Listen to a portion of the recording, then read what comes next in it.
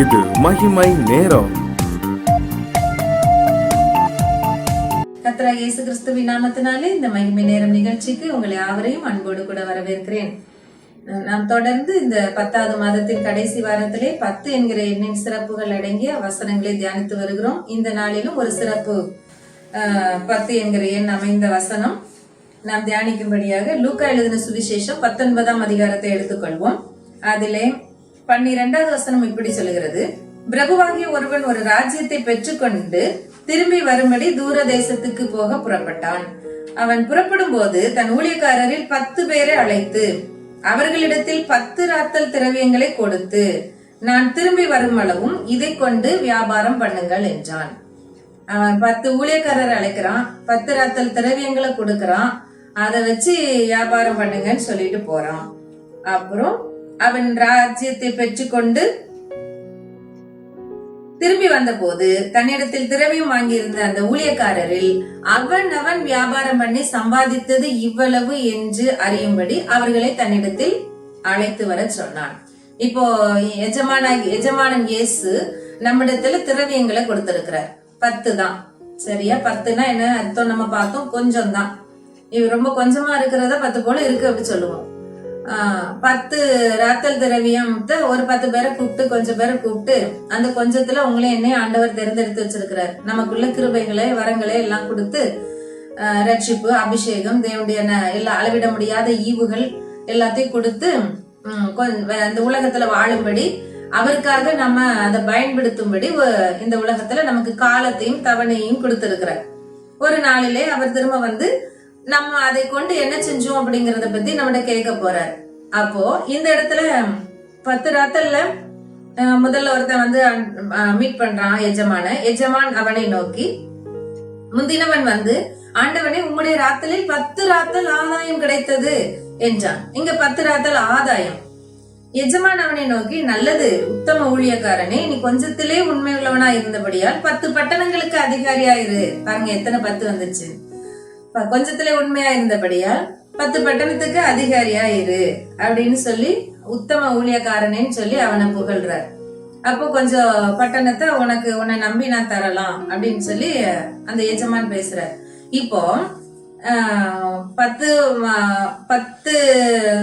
ராத்தல்ல ஆதாயம் கிடைச்சதுன்னு சொன்ன ஊழியக்காரன் இருக்கிறான். அப்படியே இன்னொரு ஊழியக்காரன் வந்து உடைய ராத்தலில் 5 ராத்தல் ஆதாயம் கிடைத்தது அப்படிங்கிறான். அவனையும் ஆண்டவர் நீயும் 5 பட்டணத்துக்கு அதிகாரியாருன்னு சொல்றாரு.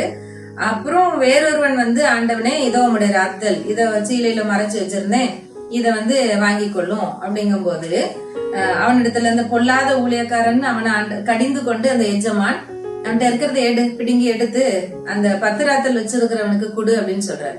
இப்ப பாருங்க, நம்ம வந்து ஆக்சுவலா யாருக்கு கொடுப்போம் அப்படின்னா, ஒன்னும் இல்லாதவங்க, ஐயோ அவங்களுக்கு ஒன்னும் இல்லப்பா, அவங்க கஷ்டப்படுறாங்க, அவங்க கையில பணம் இல்ல, அவங்களுக்கு வருமானம் இல்ல, அவங்களுக்கு சாப்பாடு இல்ல அப்படின்னு எது இல்லையோ அவங்களுக்கு நம்ம கொடுப்போம்.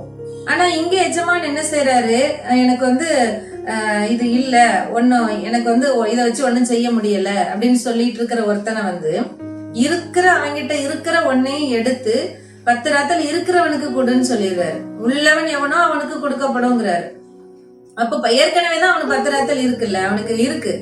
அப்ப ஏன் இவன்கிட்ட இருந்து எடுத்து அங்க கொடுக்க சொல்றாரு அப்படின்னா, அவனுக்குள்ள இருக்கிற அவனுக்கு என்னெல்லாம் இருக்குது அப்படிங்கறத ஆண்டவர் பாக்குறாரு. இவனுக்கு கொடுத்த ஒரு ராத்தலை பயன்படுத்துற மனசு இவனுக்கு இல்ல.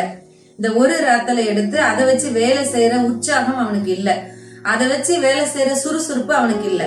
ஆனா 10 ராத்தல் பெற்றவன் அவனுக்குள்ள அத மன உற்சாகம், இத வச்சு இத பெருக்கணும். நமக்கு 10ங்கிறது ரொம்ப கொஞ்சம் தான், அது ஒரு பெரிய அளவுன்னு சொல்லப்படல. 10 பட்டணத்துக்கு அப்படிங்கிறது கொஞ்சம் பட்டணத்துக்கு அப்படின்னா கொஞ்சம் ஆசீர்வாதத்துக்கு நீ சுதந்திரவாளியா இரு அப்படிங்கிற மாதிரி.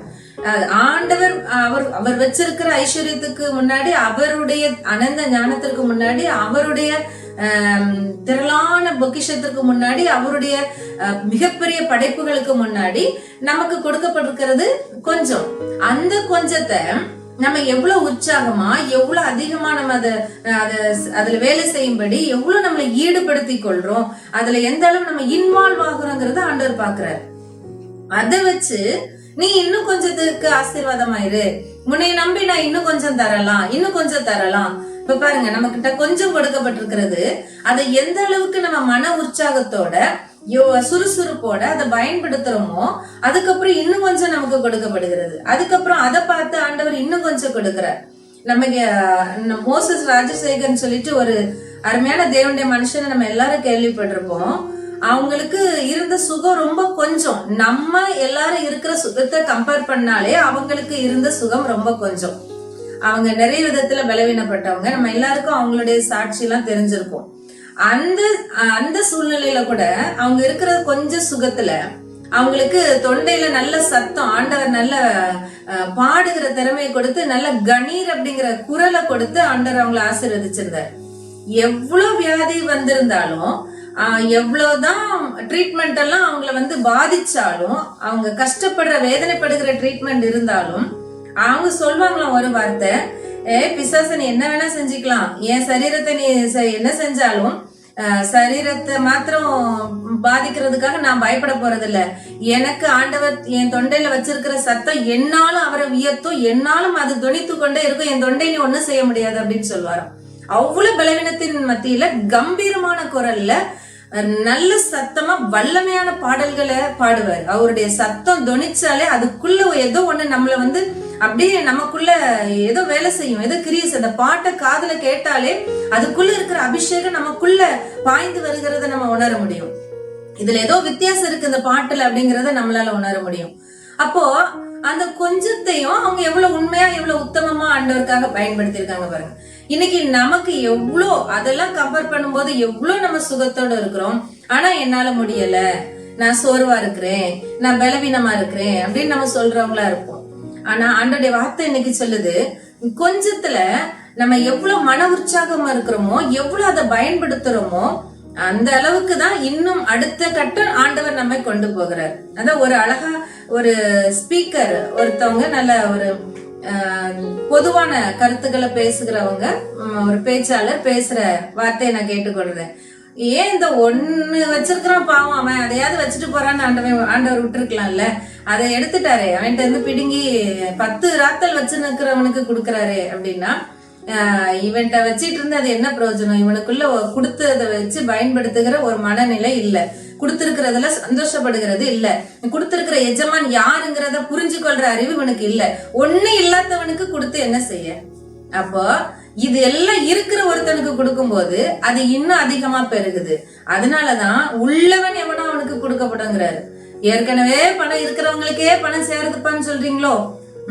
ஏற்கனவே நல்லா இருக்கிறவங்க தான் இன்னும் நல்லாயிட்டே இருக்கிறாங்கன்னு நினைக்கிறீங்களோ?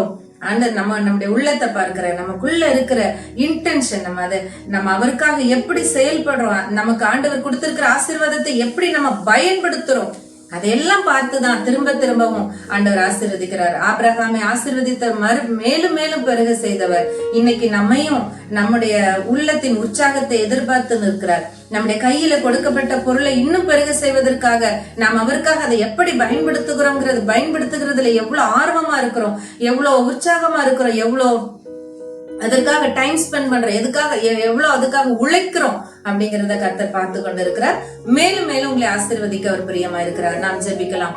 அன்பின் பரலோக தகப்பனே, உம்மை துதிக்கிறோம், ஸ்தோத்திரிக்கிறோம். இந்த நேரத்துல நீர் எங்களோடு கூட பேசினதற்காக ஸ்தோத்திரம். ஆண்டவரே, நீங்க எங்களுக்கு கொடுத்திருக்கிற கொஞ்சத்துல நாங்க இன்னும் ஆண்டவரே உண்மை உள்ளவர்களா இருக்கும்போது, அதை உத்தமமா பயன்படுத்தும் போது, அதை பெருக செய்கிற மனநிலைமையோடு உழைக்கும் போது நீங்க இன்னும் அதை பெருக செய்து இன்னும் 10 பட்டணத்தை கொடுக்குறீங்க, இன்னும் 10 ஆசீர்வாதத்தை கொடுக்குறீங்க, இன்னும் ஆண்டவரே எங்களோட ஆசீர்வாதத்தை லெவல அதிகரிக்க பண்றீங்க. அதற்காக உமக்கு நன்றி ஆண்டவரே. உம்மை துதிக்கிறோம், ஸ்தோத்திரிக்கிறோம். நீர் எங்களோடு பேசுகிறதற்காக நன்றி நன்றி நன்றி ஆண்டவரே. ஒருபோதும் நாங்க நீங்க கொடுத்த கொஞ்சத்தை மறைச்சு வச்சிடாத படிக்கு, அதை குறித்து நெகட்டிவ் தாட்டுக்குள்ள போயிடாத படிக்கு அதை பயன்படுத்துகிற கிருபையை எங்களுக்கு தாரும். இன்னும் மேலுமாய் ஆசீர்வதிக்கப்படுகிற கிருபையை தாரும். இயேசுவின் நாமத்தில் ஜெபிக்கிறோம் பிதாவே, ஆமென்.